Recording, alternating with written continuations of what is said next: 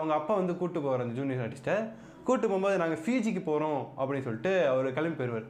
இவரும் கஷ்டப்பட்டு எப்படியாவது ஃபிஜிக்கு போகணும் ரொம்பவே கஷ்டப்பட்டுட்டு இருப்பார். ஆனால் அவரால் போக முடியாது.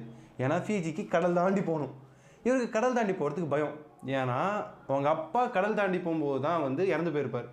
இதுவும் வந்து அவங்க அப்பா செத்துருக்கலாம் மாட்டார். அவரும் ஒரு ஜூனியர் ஆர்டிஸ்ட்டாக இருப்பார். பட் ஆனால் வந்து செத்து போயிட்ட மாதிரி இவனுக்கு செத்து போயிட்ட மாதிரி ஒரு இல்யூஷனை கிரியேட் பண்ணியிருப்பாங்க. இது ஏன்னா அவனுக்கு வந்து தண்ணினா அது கடல்னா ஒரு பயத்தை உண்டாக்கணும் அப்படிங்கிறதுக்காக. ஏன் கடலை மாதிரி உருவாக்கணும்னா கடலை தாண்டி போனால் அங்கே ஒரு பெரிய செவர் இருக்கும்.